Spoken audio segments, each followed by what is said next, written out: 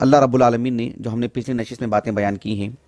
کہ قل ارونی الذین الحقتم بہ شرکاء اللہ، اللہ سبحانہ و تعالیٰ نے رسول اللہ کی زبانی فرمایا صلی اللہ علیہ وسلم، آپ ان سے ذرا پوچھو کہ جو ہے اللہ تعالیٰ کی عبادت میں جس کو تم شریک ٹھہراتے ہو، ذرا بتاؤ کہ ان کی تخلیق کیا ہے،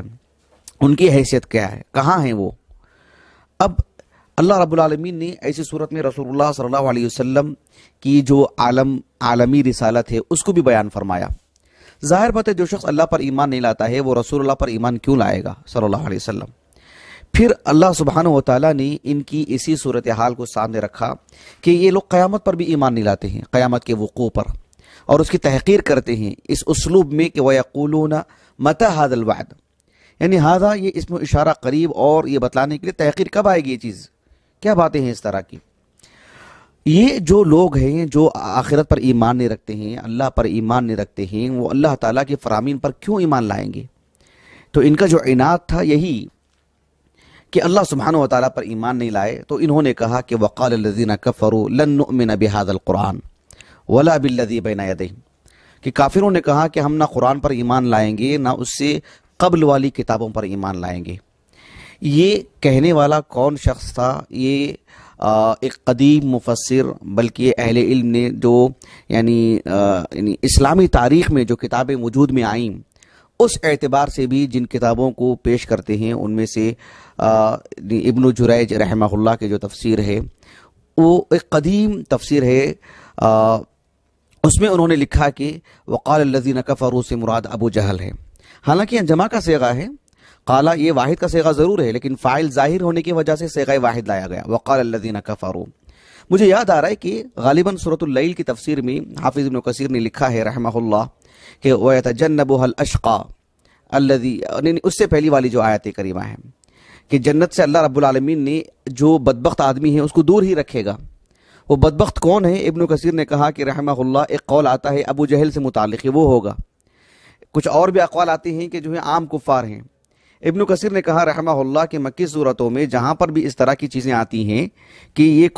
کفار نے ایسی بات کہی ہے، اس میں عام طور پر عام کفار تو ہوتے ہی ہیں، اس میں یہ ان کا جو رئیس ابو جہل وہ تو ہوتا ہی ہے، کبھی خصوصیت کے ساتھ اس کا ذکر ملتا ہے، مطلب ایک اصول کے تحت، اور کبھی ضمناً وہ آ ہی جاتا ہے۔ تو یہاں پر بھی ابن جریج نے جو کہا ہے کہ جی ابو جہل مراد ہے، بہرحال یہ عام کفار کی سوچ تھی۔ اللہ سبحانہ و تعالیٰ نے ان کے بارے میں بات کہی ہے کہ وقال الذین کفروا لن نؤمن بهذا القرآن ولا بالذی بین یدیہ، ان کے اندر اتنی سرکشی کہاں سے آئی، اتنی تیزی کہاں سے آئی کہ انہوں نے کہا کہ ہم نہ قرآن پر ایمان لاتے ہیں اور ہرگز ایمان نہیں لائیں گے۔ لن نؤمن، گویا کہ اہل ایمان کے اندر ایک مایوسی ڈالنا چاہتے ہیں، تم بولنا ہے بولتے رہو، تم ہم کو سمجھانا ہے سمجھاتے رہو، تمہارے مشن پر اڑے رہتے ہیں اڑے رہیے، اور ہمارا بھی سن لیجیے فیصلہ یہی ہے کہ لن نؤمن، گویا کہ ایک مایوسی کا مطلب ایک عنصر ڈالنا چاہتے ہیں سامنے والے کے دل میں۔ لن نؤمن بهذا القرآن ولا بالذی بین یدیہ، پچھلی آسمانی کتابوں کو انہوں نے جوڑ کے کیوں پیش کیا؟ اس میں ایک راز کی بات ہے، وہ یہ ہے کہ یہ جو کفار مکہ تھے، پیارے رسول صلی اللہ علیہ وسلم جب ان کے سامنے نبوت کا اعلان فرمایا تو ان کے تجارتی تعلقات تو تھے ہی ملک شام سے، اور مدینہ یثرب اس دور میں ایک درمیانی طور پر ایک مرکزی علاقہ تھا جہاں وہاں سے ہوتے ہوئے جاتے، ان کے روابط تھے سب کچھ، تو یہ مدینہ جاتے تھے۔ تو اور مدینہ میں ہم کو معلوم ہے کہ جو یثرب علاقہ ہے جس میں یہود بکثرت رہا کرتے تھے، وہاں پر احبار بھی رہتے تھے، علماء بھی تھے، ان کے دوستانہ تھے، تعلقات تھے، روابط تھے، اس بنیاد پر یہ رسول اللہ کے سلسلے میں باتیں کیا کرتے تھے صلی اللہ علیہ وسلم۔ اور یہ آپ علیہ السلام جو باتیں پیش کرتے کبھی ان کے سامنے جاتے کہ دیکھو ایسی باتیں ہیں، ہم کیسے ان کا منہ بند کریں، یہ طرح طرح کی باتیں کرتے، ٹھیک ہے کہو کہ جو ہے یہ اخبار کی کتاب لانے کے لیے کہو محمد کو صلی اللہ علیہ وسلم، دیکھتے ہیں کہ نبی ہیں کہ نہیں ہیں، ان کو ایسے کرنے کے لیے کہو، ان کو ایسے کرنے کے لیے کہو، یہ آ کر کے کہا کرتے تھے، اور پھر دیکھتے تھے کہ جو ہے مطلب وہ ایک طرح سے یعنی تضاد بیانی ان کے اندر ہی ان کو معلوم ہوتی تھی، خود اہل کتاب کے اندر ان کی تضاد بیانی یا ان سے متعلق جو ہے یعنی کہتے کچھ ہیں کرتے کچھ ہیں۔ بہرحال اس میں انہوں نے ایک مرتبہ گئے کہ جو جا کر کے انہوں نے اہل کتاب سے پوچھا کہ جو ہے ہم کیسے جو ہے ان کا آخر منہ بند کریں۔ کہا کہ دیکھو ہمارے پاس جو کتابیں آسمانی کتابیں تورات، اس میں جو آخری نبی ہیں ان کے اوصاف بتلائے گئے ہیں، ان کا حلیہ بتلایا گیا، ان کی حیت بتلائی گئی، ان کے اوصاف یعنی حتیٰ کہ ان پر ایمان لانے والوں کے اوصاف، ان کے علاقہ کا وصف بتلایا گیا ہے، سب کچھ پوری تفصیل کے ساتھ ہیں، آپ ان کے سامنے رکھو۔ انہوں نے ساری باتیں سنی، ساری باتیں سننے کے بعد لگا کہ یہ تو محمد پر منطبق ہوتی ہیں صلی اللہ علیہ وسلم، بعینہم، ان کے چہرے کو لے لیں، ان کی حیت کو لے لیں، ان کی گفتگو کو لے لیں، ان کی 40 سالہ زندگی کو لے لیں، ان کی رہائش کو لے لیں، ان کے ساتھ اٹھنے بیٹھنے والوں کو لے لیں، ان کے کپڑے ملبوسات، یعنی جس علاقے میں رہتے ہیں سب اعتبار سے یہ محمد ہی پر جو اس کا انطباق ہوتا ہے، سب انہی پر فٹ ہو رہی ہیں صلی اللہ علیہ وسلم. تو کافی تکلیف ہوئی ان کو. تو انہوں نے کہا کہ آسمانی کتابوں پر ایمان لانے ہی سے تو یہ بات آتی ہے نا، تبھی تو شامت آ رہی ہے ہماری. کہا کہ وقال الذین کفروا لن نؤمن بهذا القرآن ولا بالذی بین یدیہ. تو اللہ سبحانہ و تعالیٰ کے ہاں اللہ تعالیٰ کی کتاب پر ایمان نہیں لانا، اللہ نے جس کو نبی بنایا ہے اس پر ایمان نہیں لانا، یہ حقیقت میں اللہ تعالیٰ کے حق میں سوء ادب ہے. اسی لیے اللہ رب العالمین نے فرمایا سورۃ الانعام میں وما قدر اللہ حق قدرہ اذ قالوا ما انزل اللہ علی بشر من شیء. یعنی کسی کا یہ کہنا کہ اللہ نے کسی کو نبی ہی نہیں بنایا ہے، اللہ نے کچھ کلام اتارا ہی نہیں ہے، اللہ نے وحی نازل نہیں کی ہے. کہا کہ وما قدر اللہ حق قدرہ، اللہ نے اس کو اللہ کی ناقدری سے جوڑ کے بیان کیا اللہ تعالیٰ نے.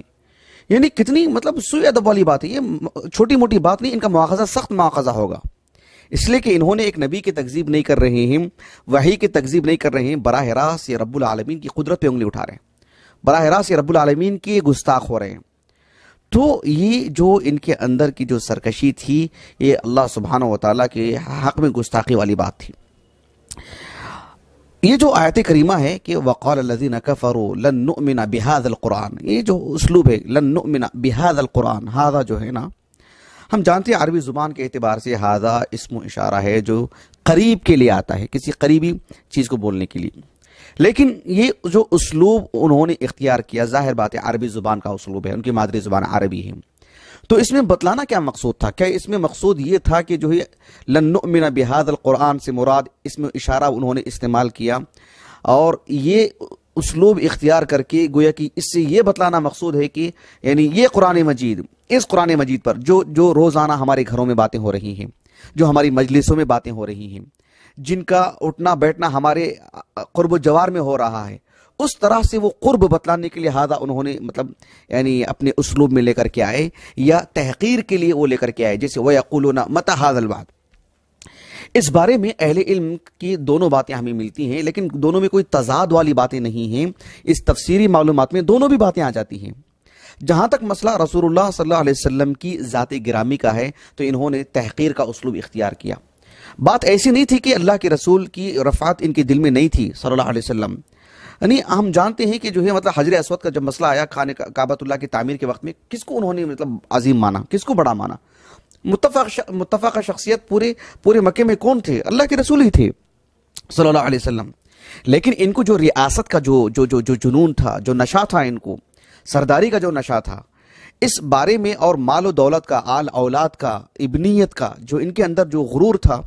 جو غرہ تھا ان کو، وہ نہیں سمجھتے تھے کہ جو ہے مطلب ایک سادہ سیدھا انسان وہ ہم میں ایک نبی بن جائے، ان کو اتنی بڑی سرداری ملے. اور پھر یہ باتوں میں بات مکے کی نہیں، عرب کی نہیں، عجم کی نبی کی بات کر رہے ہیں، پوری دنیا میں ان کا غلغلہ ہوگا، یہ ان کی سمجھ سے باہر تھی بات، یہ ماننے کے لیے تیار نہیں تھے. رہا مسئلہ اللہ کے کلام کا تو ان کو ہلا کے رکھ دی تھی، ان کو اس کی تحقیر کی گنجائش ہی نہیں تھی ان کے پاس. تو یہ دونوں چیزیں لن نؤمن بهذا القرآن سے مراد. حالانکہ دیکھو آپ، رسول اللہ کی بات آتی ہے، اللہ تعالیٰ نے قرآن مجید میں فرمایا سورۃ انبیاء میں کہ وَإِذَا رَأَوْكَ الَّذِينَ كَفَرُوا إِن يَتَّخِذُونَكَ إِلَّا هُزُوًا أَهَذَا الَّذِي يَذْكُرُ آلِهَتَكُمْ. یعنی جب رسول اللہ صلی اللہ علیہ وسلم کی بات آتی تو کہتے کہ یہی ہے،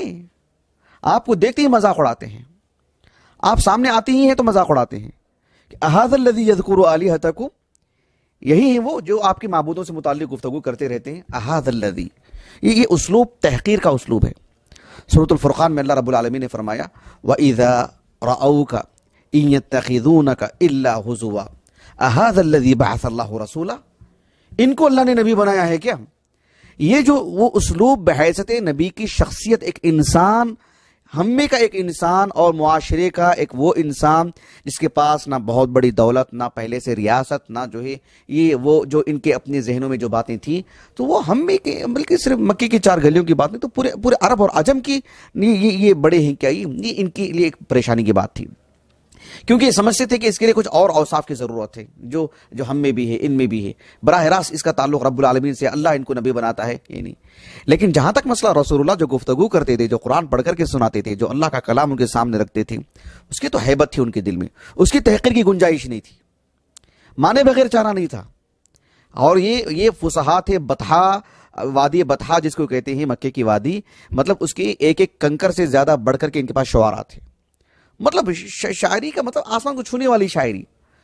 یہ ان کے پاس جو ہے دل کی باتیں رکھنے کی اتنی وسعت تھی ان کے پاس کہ جو ہے اپنے سے علاوہ کے لوگوں کو انہوں نے عجم کہہ دیا، انہوں نے گونگے کہہ دیا، انہوں نے اتنی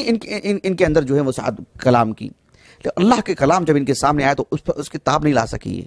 تو اس کی تحقیر نہیں کر سکی۔ تو جن اہل علم نے کہا کہ یہ قرآن کی تحقیر کر رہے تھے، نہیں، گنجائش ہی نہیں تھی ان کو، بات نبی کی تھی، لیکن نبی کی زبان سے نکلنے والے الفاظ ہی تو تھے جو آپ کی نبوت پہ دلالت کر رہے تھے کہ عام انسان نہیں ہیں، اللہ نے اختیار کیا ہے ان کا، اللہ نے جو چن لیا ہے ان کو۔ یہ نقطے کی بات ان کو ہضم نہیں ہو رہی تھی۔ اللہ سبحانہ و تعالیٰ نے یعنی اللہ کے رسول کو جو نبی بنایا، جو قرآن نازل کیا، آپ دیکھو، ہم جانتے ہیں، صحیح بخاری کی حدیث ہے، آپ علیہ الصلوۃ والسلام جب مکے میں، موطا امام مالک کی روایت ہے یہ، کہ اللہ کے رسول علیہ الصلوۃ والسلام جب عتبہ کے سامنے، عتبہ کو بھیجا گیا نا کہ آپ کو سمجھا کے آئیں سب کچھ، آپ علیہ الصلوۃ والسلام نے عتبہ کی سارے باتیں سنی، آپ نے جواب میں اپنی باتیں تو نہیں کی، آپ نے سورۃ فصلت پڑھ کر کے سنائے، آپ نے 10-12 آیتیں ہی پڑھ کر کے سنائے تھے۔ فَأَعْرَضُوا فَأَرْسَلْنَا عَلَيْهِمْ سَيْلَ الْعَارِمِ، یہ آیت کریمہ نہیں، یعنی قوم سمود سے متعلق تھی، قوم سمود سے متعلق جو ہلاک کیا گیا، وہ آیتیں پڑھ کر کے اللہ کے رسول نے ان کو سنائی صلی اللہ علیہ وسلم۔ تو وہ عتبہ نے کہا کہ بس کیجئے۔ اللہ کے رسول نے کیا کہا ان سے؟ آپ علیہ السلام نے کہا کہ هل ترى بما تقول به بأسا، بما اقول به بأسا، میں جو باتیں کر رہا ہوں آپ کو اس سے کچھ کھٹک ہے کیا؟ هل ترى بما اقول به بأسا، کہا کہ لا والدماء، الدماء خون سے مراد یعنی وہ میرے بتوں کی قسم ہے، یعنی جن کے سامنے ہم اپنے جانوروں کو ذبح کرتے ہیں، جن کا خون بہاتے ہیں، وہ مقصود تھا، لا والدماء، یعنی اللہ کی قسم تمہاری باتوں سے کسی کو اعتراض ہی نہیں، مطلب اتنا اعلیٰ، اتنا ظرف والا کلام، یہ سب کچھ اس کا اقرار تھا۔ صحیح بخاری کے جو معروف حدیث ہے، احادیث طوال میں سے، یعنی عبداللہ بن ابی بن ابی سلول یہ مجلس میں بیٹھا ہوا تھا، اللہ کے رسول گزر رہے تھے وہاں سے صلی اللہ علیہ وسلم، آپ نے کچھ کلام پڑھ کر کے سنایا، تو عبداللہ بن ابی بن ابی سلول نے کیا کہا اس نے اللہ کے رسول سے صلی اللہ علیہ وسلم، کہا کہ ایھا المرء انہ لا احسن مما تقول، تم جو پڑھ کر کے سناتے ہیں نا، اس سے بڑھ کر کے اچھا کلام تو کوئی ہے ہی نہیں، لیکن اعتراض آپ کی شخصیت سے ہے، آپ نبی کیسے، میں کیوں نہیں بن سکا، یہ چیز ہضم نہیں ہو پا رہی، فی نفسی کلام تو کلام ہے، اللہ اکبر، یہ بات، ان اعلاہ لمثمر وان اسفلہ لمغدق لمثمر، یہ کس نے کہا تھا؟ یہ اللہ اکبر۔ تو یہ انہی لوگوں نے کہا تھا جن کی شاعری مطلب جو ہے مطلب کعبۃ اللہ کی دیوار پر لگتی تھی۔ تو یہ اللہ سبحانہ و تعالیٰ نے اللہ کے رسول کو نبی بنایا ہے، اس کو ماننا ہے، اسی وجہ سے، حسد کی وجہ سے تو نہیں ماننا آپ کو، ورنہ فی نفسی کلام کے بارے میں وقال الذین کفروا لن نؤمن بهذا القرآن، یہ ہذا کا جو اسلوب ہے واللہ عالم یہی زیادہ راجح معلوم ہوتا ہے کہ یہ تحقیر کے لیے نہیں تھا، بلکہ ان کے مابین روزانہ پڑھ کر کے سنایا جانے والا کلام، ان کی مجلسوں میں جس پر گفتگو ہونے والا کلام، وہی جو ہے روزانہ کی باتیں ہو رہی تھی، اس وجہ سے انہوں نے کہا کہ لن نؤمن بهذا القرآن، تحقیر کے لیے ان کے پاس گنجائش تھی ہی نہیں اس کی۔